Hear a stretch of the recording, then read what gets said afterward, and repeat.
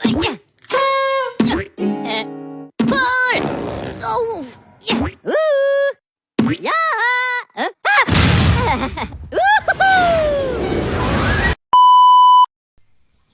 Assalamualaikum warahmatullahi wabarakatuh. Alhamdulillah rabbil alamin. Assalatu wassalamu ala asyrafil anbiya'i wal mursalin wa ala sayyidina Muhammadin wa sahbihi ajma'in, amma ba'd.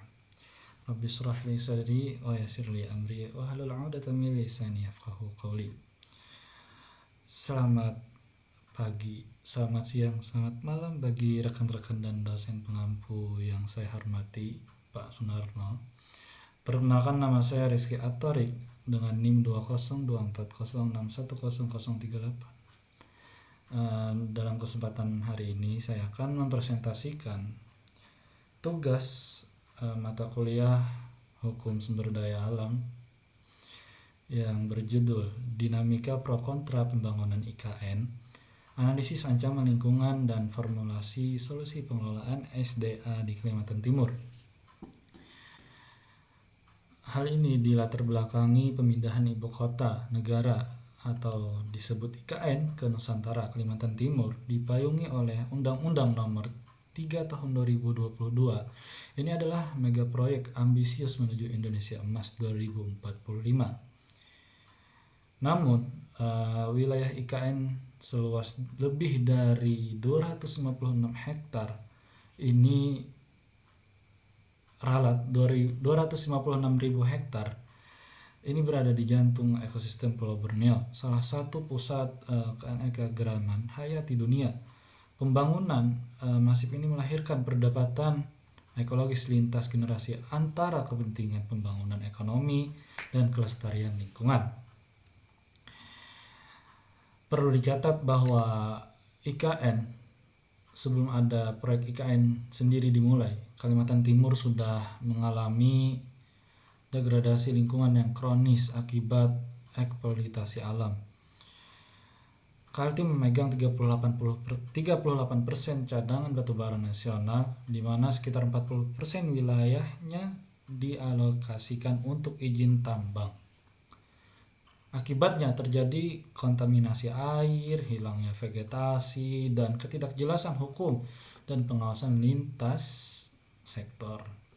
Menempatkan ibu kota baru di atas ekosistem yang sudah rapuh dan terdegradasi ini memicu risiko kerusakan lingkungan yang berlipat ganda. Berfokus pada konsep Smart Green Forest City, targetnya adalah mempertahankan 75% kawasan hijau dan mencapai net zero emissions pada 2045. Model ekonomi diproyeksikan bergeser dari ekstraksi alam ke arah inovasi teknologi. Nah, menyoroti realitas empiris di lapangan, secara data ilmiah mencatat bahwa sepanjang tahun 2022 hingga pertengahan 2023, wilayah IKN telah mengalami deforestasi real seluas lebih dari 1.600 hektar. Muncul paradok besar bahwa Jakarta dipindahkan, salah satunya karena ancaman perubahan iklim. Tetapi pembangunan di Borneo justru berisiko memperparah krisis iklim global melalui pelepasan karbon masif akibat pembukaan lahan hutan dan gangguan ekosistem gambut.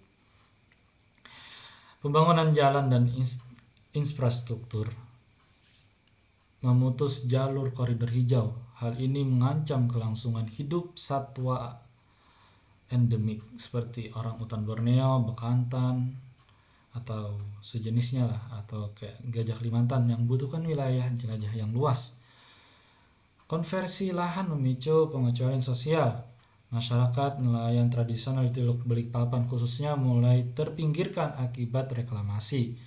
Selain itu ada representasi dari masyarakat adat setempat seperti masyarakat adat Dayak, masyarakat adat Kutai, dan masyarakat adat yang lainnya karena minimnya partisipasi publik yang bermakna serta ancaman terhadap tanah ulayat mereka. Adapun dari pembahasan di atas ada beberapa solusi yang strategis berbasis bukti ilmiah. Yang pertama, ada reformasi tata kelola, memperjelas yurisdiksi dan kewenangan pengawasan lingkungan antara pemerintah pusat, otoritas IKN, dan pemerintah daerah guna menghindari kekosongan hukum. Yang kedua, ada konservasi berbasis lengkap, merevisi tata ruang IKN dengan mengintegrasikan spesies area models untuk mengunci koridor ekologis kritis satwa agar tidak diganggu infrastruktur. Terus ada juga mekanisme pembiayaan hijau, mengembangkan instrumen seperti Payment for Ecosystem Service dan obligasi hijau Green Bonds untuk menginternalisasi nilai ekonomi hutan. Adapun kesimpulannya, keberhasilan IKN Nusantara pada akhirnya tidak boleh diukur dari kemegahan infrastruktur fisiknya semata, tetapi melainkan dari pembuktian bahwa pembangunan manusia dan pelestarian ekosistem terkaya di dunia ini bisa berjalan selaras tanpa mengorbankan hak-hak komunitas lokal atau hak-hak masyarakat adat. Sekian presentasi dari saya. Terima kasih atas perhatiannya. Wassalamualaikum warahmatullahi wabarakatuh.